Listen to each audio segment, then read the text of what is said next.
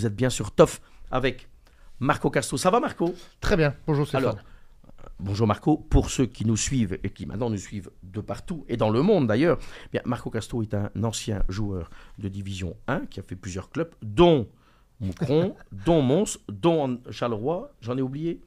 Le premier quand tu étais petit garçon. En D1, oui, puis il y a eu la RAL, effectivement, où j'ai commencé. Et il y a eu la Louvière. Marco a plus de 400 matchs en D1 et c'est un fin connaisseur. Et il a un regard. Il est aussi, Marco Casto, et pas polonais. Imaginez bien qu'il est donc italien. Et donc il a un regard aussi sur le football international, sur la Squadra, mais la Serie A, qu'il connaît très bien, et aussi le Ballon d'Or. Et on va d'ailleurs commencer tout de suite. Si vous nous rejoignez, vous mettez vos messages et on va vous expliquer comment ça se passe. Le Ballon d'Or. Alors, on va aller crescendo. Bien sûr. Madrid ne vient pas, il boude parce que Vinicius n'a pas le Ballon d'Or et on le donne à Rodri. Ton regard? Bon, disons que c'est un peu puéril. Hein. Je pense que c'est une attitude, et qui plus est, de la part d'un club aussi gigantesque que celui du Real Madrid, c'est d'être absent à cette cérémonie. Alors, il peut y avoir des frustrations, tout ce qu'on veut, mais bon. Il ne faut pas oublier que c'est quand même Ancelotti qui est le meilleur entraîneur de l'année, vu qu'il reçoit quand même le trophée du meilleur entraîneur. Donc voilà, je crois qu'il y a une frustration qui s'est installée par rapport à Vinicius. Mais est-ce qu'elle est légitime? Bon, je pense pas que Rodri ce soit un vol ou un scandale ou une usurpation. Hein, non. Je crois que Rodri le mérite aussi. Après, c'est vrai que Vinicius a fait une saison extraordinaire. Donc, mais... Sauf que Vinicius n'a pas touché un ballon avec sa sélection. Oui, on va dire ça. Mais pas bon avec le Brésil. Je pense que ça peut être un détail, mais si on regarde au niveau trophée, Rodri a gagné autant de trophées que Vinicius. Donc après, on reste toujours sur le fait qu'un attaquant, il y a les buts en plus. Mais Rodri, c'est pas un attaquant, mais fatalement, il a été très prépondérant pour, en tout cas, dans tout ce que son club ou sa sélection a fait en résultat. Alors, moi j'ai un regard, alors ça c'est la partie terrain, pour moi il n'y a pas photo, mais j'ai un autre regard qui me plaît. On a un Ballon d'Or qui est quelqu'un de normal. On a entendu tous les dérapages qu'il y a eu de certains joueurs, on ne va pas y revenir, la sortie en Suède. Moi, je ne te parle même pas de... Parce que de toute façon, on n'a pas le dossier et la présomption d'innocence. Mais en tout cas, le mec, il ne vient pas jouer chez les Bleus, Mbappé, puis il s'en va en Suède balader avec des copains. Là, Rodri, on a un mec humble, travailleur, pas bling-bling. Ouais. On ne le voit pas au Macumba Night. Ah ouais, mais on n'entend jamais rien parler. C'est un mec, c'est pas un frimeur. J'ai rien contre les tatouages et compagnie. Hein. Mais on a une fois un mec normal. Ouais, et je pense que pour notre jeunesse, Marco, c'est une bonne nouvelle. Oui, moi je pense que c'est déjà sportivement et comme tu le soulignes humainement aussi, parce que c'est vrai que on peut dire ce qu'on veut, mais on est dans une génération où certaines valeurs se perdent, où les exemples pour justement cette nouvelle génération ne sont peut-être pas les meilleurs, et on s'identifie à une starification par rapport plus qu'à un joueur ou... Donc voilà, je pense que c'est vrai que Rodri est un bel exemple, même si Vinicius, je pense que c'est pas un adepte des sorties et du Macumba Night, comme tu dis. Non, mais je parlais pas de lui. Mais façon de parler, il se comporte bien. Il y a un peu arrogant sur le terrain. Oui, bien sûr. Après, voilà, c'est l'arrogance. Il est un peu provocateur. Ouais, voilà. Je pense que c'est dû aussi à... fait partie de son jeu aussi. Faut pas oublier aussi que si on veut souligner, c'est un joueur qui est ciblé, c'est un joueur qui répond facilement, donc fatalement on fait vite. Qui vient d'une histoire de vie aussi compliquée. Il y a toute une histoire. Mais après, Rodri reste un très beau Ballon d'Or. Je crois que donc Rodri, c'est pas un scandale. C'est pas un scandale, et je pense qu'il faut un petit peu faire taire un petit peu tous ceux qui vont commencer à parler de complotisme. Alors de couleur de peau. Alors on entend de couleur de peau et de ça. Je crois à un moment, je pense qu'il faut qu'on arrête. Qu'on arrête de dire des bêtises, quoi. Alors on peut dire que l'année où Lewandowski avait cartonné avec le Bayern, il l'a pas eu. Effectivement, c'était une période Covid, mais il gagne la Champions League, il gagne tout. Et on lui donne cette année-là, on le donne encore à Messi. Donc voilà, il faut arrêter un petit peu de surfer sur ce complotisme. Par contre, Marco, sur ce classement des 30, alors là, je ne vais pas en tant que Belge, mais toi, belgo-italien, c'est quand même un peu particulier. Je vais d'ailleurs parler des Italiens. Barella, par exemple, qui est pour moi un joueur vraiment... moi, j'aime bien. Ouais, bien sûr. Il n'est pas dans le top 30. Dans le top 30. Non, mais à un moment... Oui, mais à un moment, je crois qu'à un moment, il faut toujours savoir un petit peu comment se passent les votes. Est-ce que les sélectionneurs ou... Écoute, Florian Wirtz. Oui, bah, qui fait une grosse saison avec Leverkusen, ok, d'accord. Mais est-ce qu'il a été bon avec sa sélection? Bah non, bah alors on peut dire, Bon, d'accord. bah alors si Wirtz y est, on peut mettre un joueur de l'Atalanta qui a été champion d'Europe. Lokman. Lokman aussi. Ah bah, donc, il est là. voilà, il est là. Ah, ils 14e. l'ont mis 14e. Lokman. Ouais, non mais bon, Valverde, Emiliano Martinez, le gardien. Là, bon, donc c'est très bien, tout ça est gentil. William Saliba, le français, très bien. Moi, je veux bien. Mats Hummel, qui est toujours là, 35 ans, avec Dortmund et la AS Rome. Hein, finaliste de la Champions Il League. n'y a pas un Italien, il n'y a pas un Belge. Alors, que Courtois a été blessé, ok. Il fait la finale de la Champions League Bien sûr, et il il est fait décisif. Il fait une grosse finale, Et effectivement. il est décisif. On va dire, mais il n'est pas en équipe nationale. Mais de là, ne pas être dans le top 30, qui pour moi, et là, en tant que Belge, j'assume le meilleur gardien du monde, ça m'interpelle. Bah Et oui, alors, l'autre énigme, parce que même s'il a été blessé, enfin, Kevin De Bruyne, qui n'est pas dans le top 30, on se fout un peu de la gueule du monde aussi. Hein. L'année passée, il était quand même dans le top 5. Hein. Ouais, non, mais bien sûr. Non, mais donc, je crois c'est un moment. Ce classement est quand même fait par France Football. Il doit quand même avoir un peu de lobby. Je te parle pas du Non, vainqueur, non, non. Je mais crois- dans bah, l'ensemble de la liste, Exactement, je crois qu'il y a un il y a à système. redire quand Il y a, même. il y a un système de vote qui est assez particulier. Donc, Ouais. aujourd'hui, en fait, on ne sait plus sur quoi on se base. Ouais, c'est ça. Il y a des joueurs qui sont, voilà, comme Lokman qui est, effectivement, il fait une très belle saison avec l'Atalanta où Ouais, il est exceptionnel. il gagne l'Europa League, Il est exceptionnel. voilà, il met sa main sur l'Atalanta. Wirtz qui est champion d'Allemagne, ok, d'accord. Mais il y en a d'autres qui ont gagné avec leur club. Et qui ont été super. Et qui ont, voilà, effectivement. Donc, c'est vrai que ce classement, quand on voit qu'il n'y a pas De Bruyne, qu'il n'y a pas Courtois, c'est vrai, comme tu le dis, Courtois a été Ça absent. m'interpelle, moi. Martinez, gardien argentin. C'est bien ok. sympathique. Alors, on parle du fair play. Champion du monde. Martinez, mais, il a fait des gestes odieux, aussi bien que sur Ah, l'équipe bien nationale sûr. que en club, Bien avec sûr. des gestes obscènes. Ouais. Mais ça, alors pour lui, ça ne compte pas. Bon, très bien. Moi, j'ai un peu de mal dans la lecture du classement. Ah oui, Voilà. bah, je Après, le répète. vainqueur, moi, je suis très content. Ah non. Moi, j'adore Vinicius. Par contre, ça. le On va être vainqueur, très clair. il n'y a pas de Mais discussion. Il n'y a pas de scandale. Il n'y a pas de Non, discussion. pour moi, il y a pas On de n'a scandale. pas donné. Il y avait plus de discussions au dernier trophée de Messi. Ah bah oui, mais tout à fait. Parce que voilà. Donc, Il fait pas une grande saison au PSG. Enfin, il faisait pas une grande saison au PSG. Et on lui donne. Et on lui donne encore. Et Enfin, c'est vrai qu'il. bon, ça, c'est le Qatar qui avait donc décidé de Ouais, certainement après, lui à donner. partir du moment où tu es champion du monde, ça devient compliqué. Voilà. Bon, donc ce dossier-là, c'est fait. Rodri, c'est mérité. Oui, alors aussi la cérémonie. Je sais pas si tu as regardé, mais bon, il y a un moment chez le bal des minettes, quoi. Hein, c'est les gonzesses, les machins. À celle qui met la robe la plus échancrée. Enfin, moi, c'est pas le foot que j'aime. Je dis pas qu'il doit pas avoir un peu de pipolisation dans le football, mais là, c'est too much, un peu comme le soulier d'or en Belgique, là. C'est à la plus grande robe de soirée. Enfin, on parle plus de ballon, quoi. Ça devient, ben voilà, comme je disais, c'est une starification qui a été faite autour de tout ça, Strass, Payet. Voilà. On oublie ce qui est. Je ne veux pas dire qu'on oublie réellement le foot, mais voilà, je ne veux pas dire que c'est secondaire. Ouais, mais bon. on attache effectivement beaucoup ça plus me important gonfle. en arrivant sur voilà sur ce Et podium. pour le Real, tu as donné ta position, je vais la donner à moi aussi. Je trouve que c'est pas très élégant. Non. Je trouve que c'est pas classe. Surtout quand Ancelotti était entraîneur de l'année. C'est malvenu. Je trouve que pour un grand club comme Madrid, venir faire loin là maintenant, c'était pas nécessaire. Ouais, Bon, parce que- voilà. Il y aura peut-être d'autres raisons dans coulisses qu'on ne sait pas. Mais bon. Ouais, tout à fait. Deuxième dossier. On va parler, mon cher ami, puisque tu es Carolo et que tu as joué dans ce club combien de matchs? Au moins, pas loin de 200 là-bas. Je 200 matchs Pas au loin. Sporting de Charleroi. Bon, il y a un renouveau. Alors, je suis un peu moqueur, mais parce que vous savez ce que j'en pense de la communication de Mehdi Bayat, ça nous fait des années. Au début, j'étais encore à Sud-Ouest, je me rappelle, le 3, 6, 9. Donc, c'était chaque fois. Et puis, chaque fois, c'est la même communication. Encore il y a 3 semaines, dans la dernière heure, c'était Marco. Le club va bien, le club est sain, on a de l'argent. En fait, ça. Très bien. Moi, ce que je constate, sportivement, je vais aller au bout de l'analyse, hein. Sportivement, et après, je te laisse répondre de tout.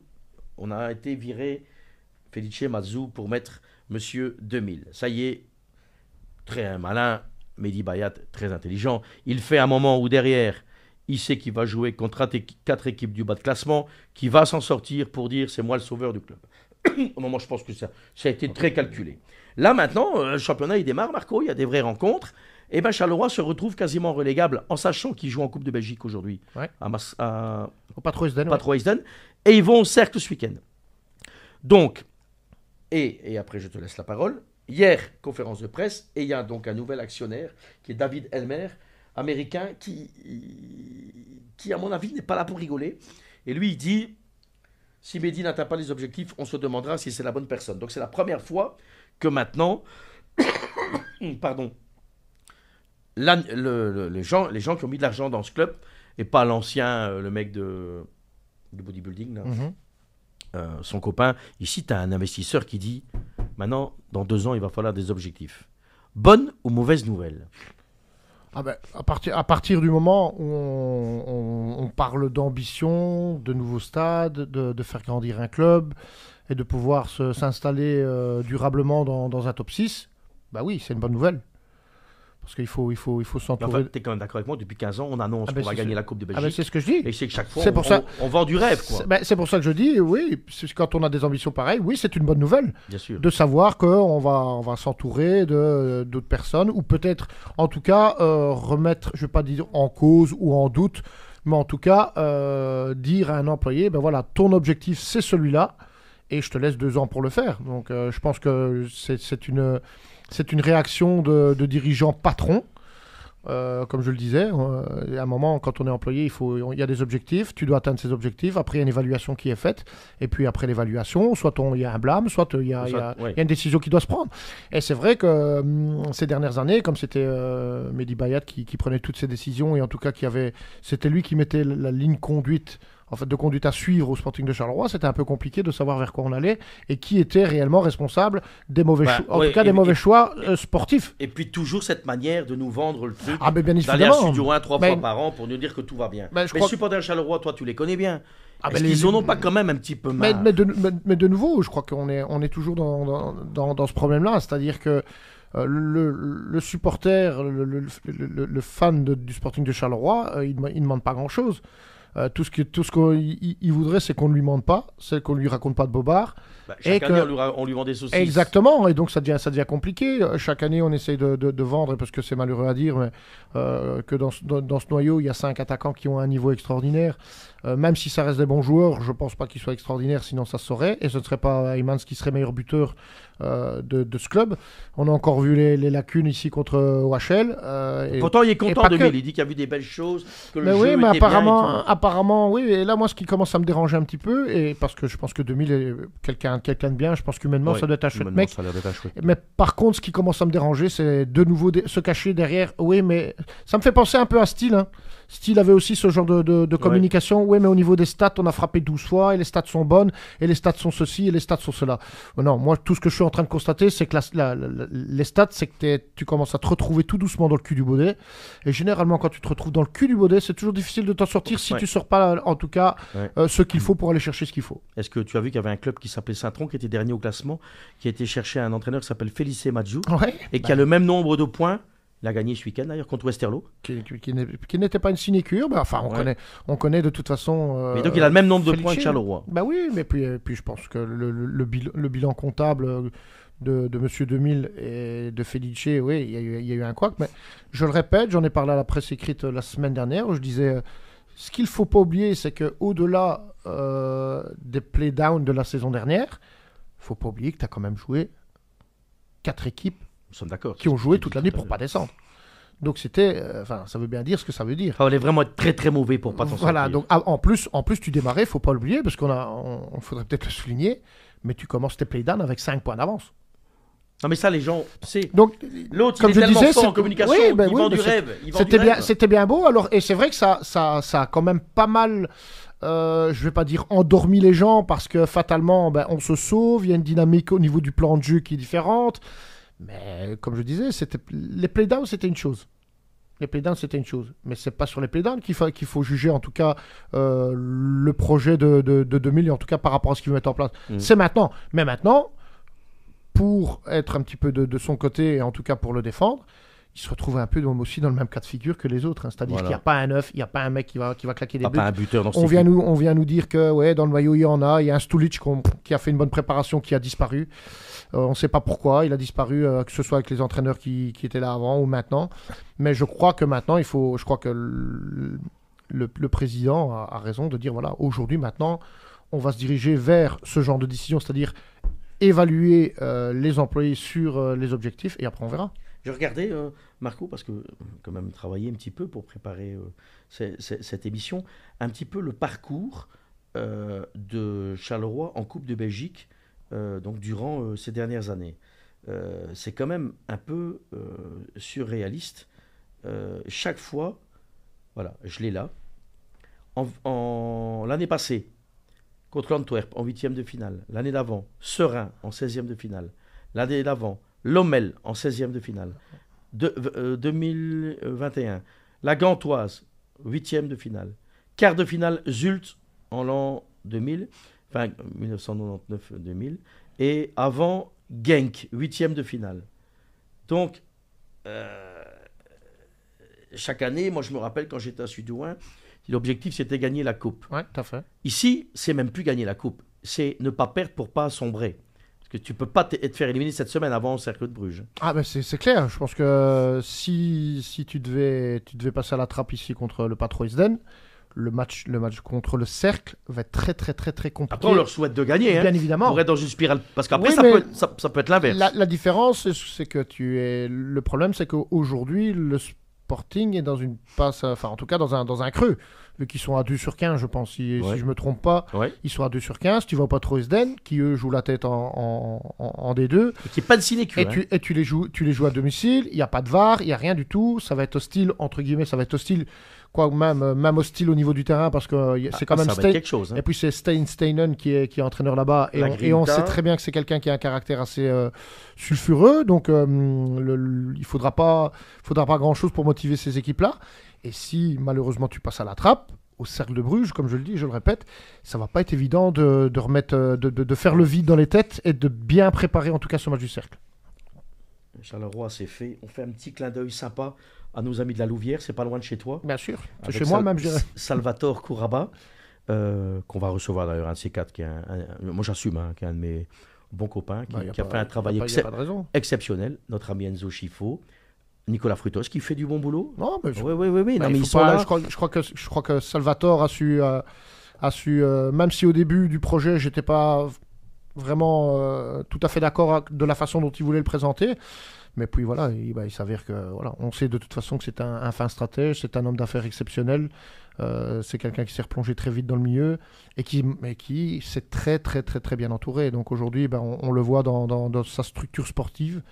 Il n'y a pas de secret. Et ce qu'il a annoncé il y a presque maintenant 10 ans, ouais. On y est presque. Hein. On y est. Il a dit objectif en 10 ans, il va y arriver. Et moi, en ayant parlé avec lui il y a de ça 2-3 mois, on a fait une visite à la Louvière, il pousse aussi le football féminin, je dis bravo, parce qu'il a une phrase terrible, il dit, de toute façon, à un moment, je serai en D1, je n'aurai plus les fonds nécessaires pour pouvoir jouer le top 3. Donc il dit, l'objectif c'est se maintenir, bien justement, un vrai projet dans la colonne de gauche. Par contre, avec le foot féminin, là, avec le budget qu'il met, parce qu'il a mis de l'argent, féminin, il peut très vite jouer l'Europe. Enfin voilà, c'était un clin d'œil parce qu'ils ont gagné. C'était faire une belle victoire. Au Lirs, c'était compliqué d'aller au Lirs.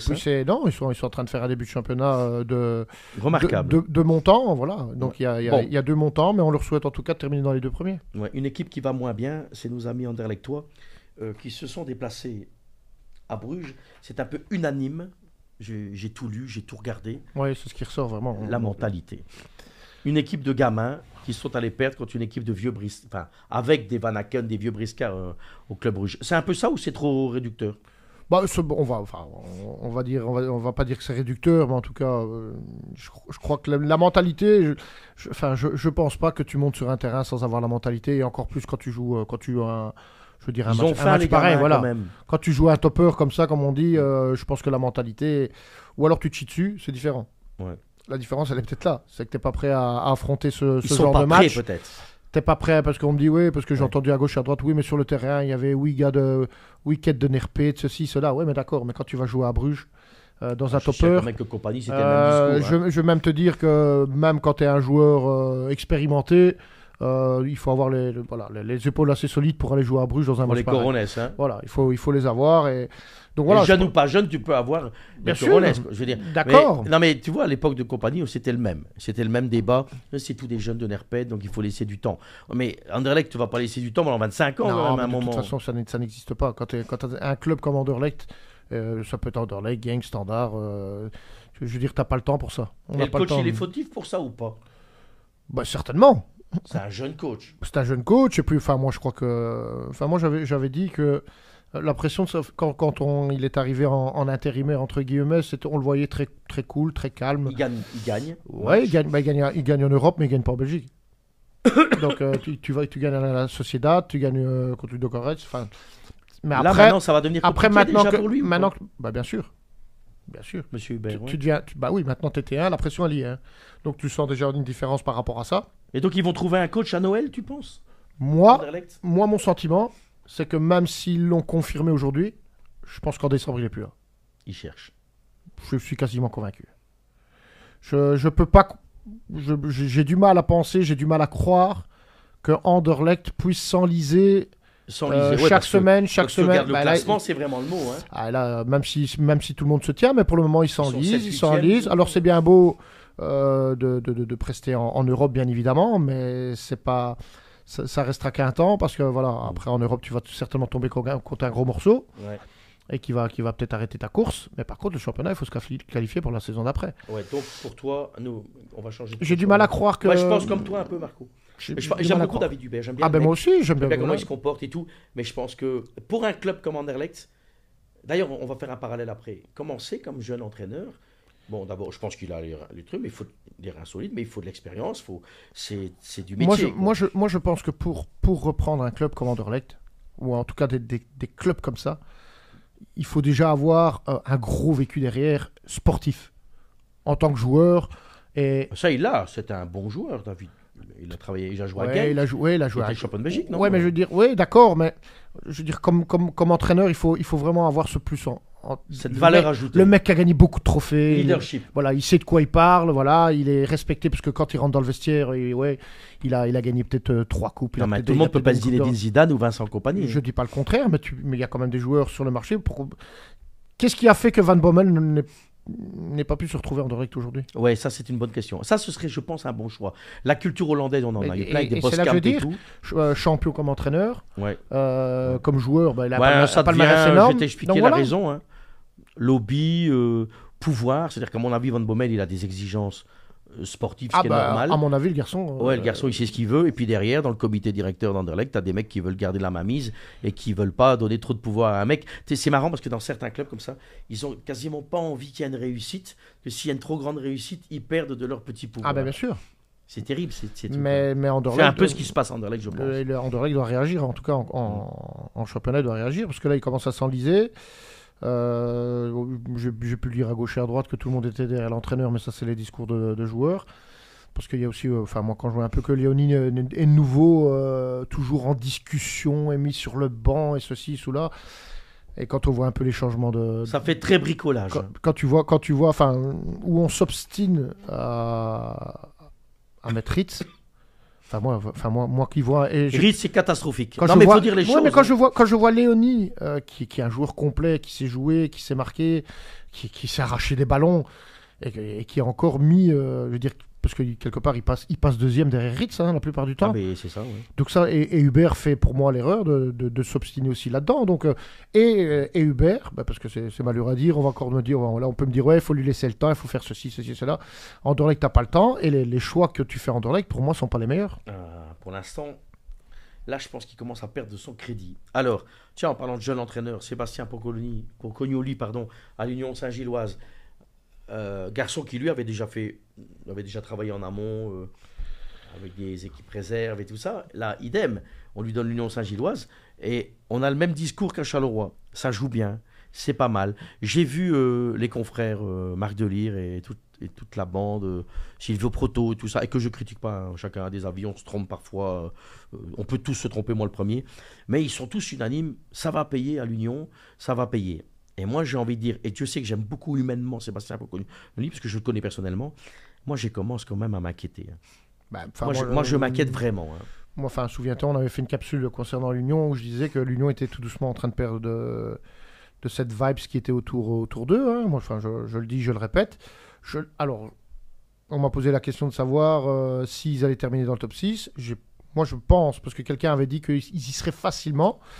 Moi, je doute qu'ils y soient facilement. Je ne dis pas qu'ils ne vont pas y être. Ah, mais moi, j'ai mes grands points d'interrogation. Mais en tout cas... Pas comme ça. Voilà, mais de toute façon, même s'ils y sont d'ici là, ce ne sera pas une sinécure. Ce ne sera pas aussi facile que certains le prédisaient ou veulent le prédire. Donc, Et puis même, je crois que le discours qu'il y a à l'Union aujourd'hui, que ce soit Anthony Maurice, que ce soit Pocognoli, que ce soit un petit peu ceux qui gravitent autour du club, pour moi, il y a un mauvais discours. Il y a un mauvais discours. Ça veut dire quoi, un mauvais discours? Un mauvais discours, parce que de nouveau, un peu comme celui qu'on disait avec 2000, oui, en fait, tout va bien, si je comprends bien. Tout va bien, mais ça fonctionne pas des masses parce qu'on marque pas. Oui, mais à un moment, il y a... de l'autosatisfaction. Voilà, donc oui, mais ça va bien, ça va mieux, c'est ceci, c'est cela. Oui, mais à preuve du contraire, on gagne pas. Ouais. Contre le Cercle, on dit que oui, mais j'ai jamais vu autant de malchance depuis X temps. Oui, mais tu prends 3 buts derrière. Ouais, non, mais on est parce d'accord. Parce qu'on était quand même sur une équipe qui était défensivement peut-être l'une des meilleures du championnat. Ouais. Mais contre le Cercle, au-delà de ne pas marquer, tu prends 3 buts. Hein. Tu prends 3 buts. Non, mais tu moi, prends je 3 pense buts. que ça va être compliqué. Donc à un moment, il faut se poser les bonnes questions Hubert, aussi. Pocognoli, même combat. En tout cas, Pocognoli, ce sera aussi, il y aura des remises en question qui vont devoir se faire. Bon, on va encore parler de 2 dossiers, aussi dans l'international, puisque nous sommes regardés en France aussi, l'arbitrage OM-PSG. Alors, moi, je veux bien tout ce qu'on me raconte, que les 20 premières minutes, Paris était supérieur, c'est vrai. Mais enfin, il reste 70 minutes de jeu, 70 minutes de jeu pour nos amis belges, et dans ces 70 minutes, ces 70 minutes, à l'OM, dans un vélodrome bondé, avec un coach Planche de Zerbi qui est un bon coach. Après, il est lâché. Hein. On va y revenir sur cette faute, Marco, et son capitaine qui fait une bourde, Balerdi. Donc, est-ce qu'il y a faute ou pas faute sur cette action avec Marquinhos? La faute, tu peux la siffler. La faute, tu peux la siffler. Le pied relativement, je veux dire haut, hauteur entre le bassin et le nombril, on va dire. Donc, la faute peut être sifflée. Mais la rouge ne doit pas être donnée parce qu'on voit. Il va même pas voir la VAR tout de suite, Marco. Mais en fait, on voit un joueur qui arrive de côté, plus un joueur qui lui arrive dans un autre sens pour anticiper poitrine et prendre ce ballon, on va dire, de la poitrine ou quasiment du ventre pour passer devant le joueur. Donc pour moi, la faute, si tu estimes que peut-être le pied est un petit peu trop haut, tu peux la donner, tu peux la siffler. Et si tu estimes que. Moi, je trouve que c'est scandaleux. scandaleux. Mais après, non, mais moi, ce qui me dérange en plus dans l'analyse et en tout cas dans les explications de Le Texier, hein, c'est ça, hein, ouais.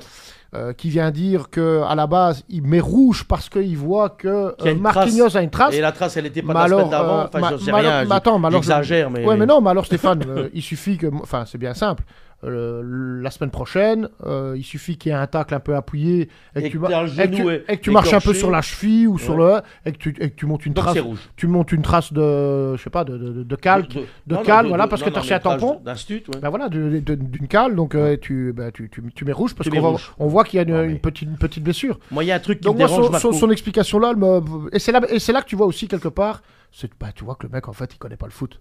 Quand je dis il connaît le foot, il n'a pas joué. T'as pas joué au football pour savoir ce que c'est qu'un duel ou un truc pareil. En plus, Marco, toi qui étais un mec qui allait au duel, le joueur de l'OM, quand il va vraiment pour jouer le ballon, il ne le voit pas arriver. Mais non, il a la tête il a le regard sur le ballon pour anticiper devant lui.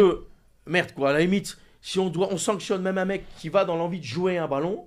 Alors peut-être, effectivement, ça j'en mets un peu trop élevé, ça je veux bien l'entendre. Mais il n'y a aucune volonté de faire mal et de nuire. Et premièrement, de 2, il l'effleure. De 3, moi j'ai pas aimé Marquinhos, il nous fait le mort.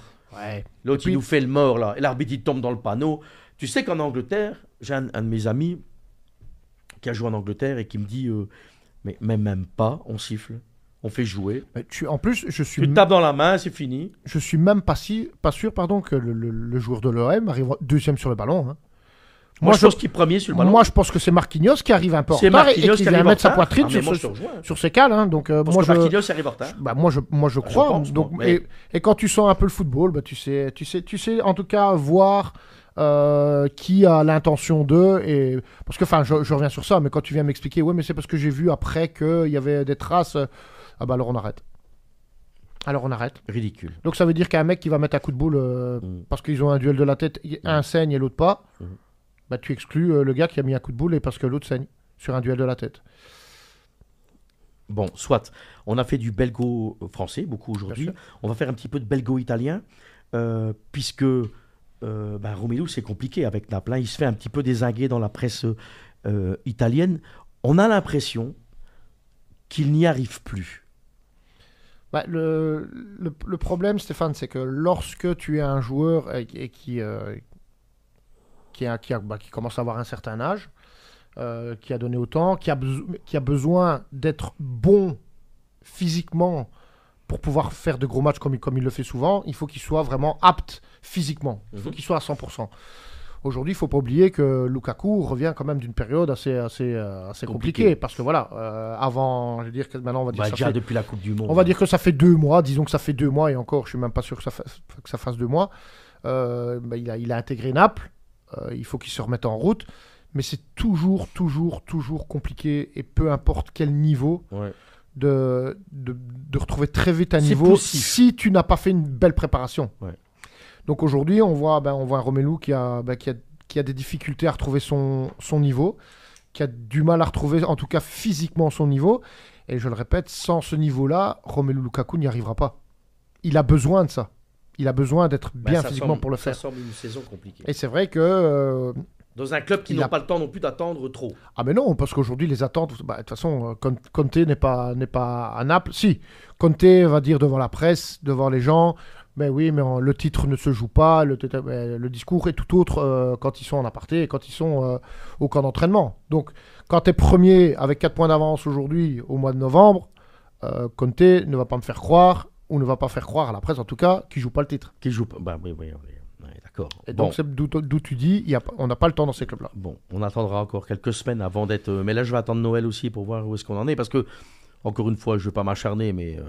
quand il met un but contre une connerie, un petit club, on en fait des caisses et des caisses, et là on n'en parle plus. Et c'est plutôt inquiétant, quoi. Moi j'aimerais bien quand même pour l'équipe nationale qu'il revienne. Oui, à un parce vrai que niveau. voilà, aujourd'hui on voit qu'il y a des difficultés avec Openda en équipe nationale, et c'est ça.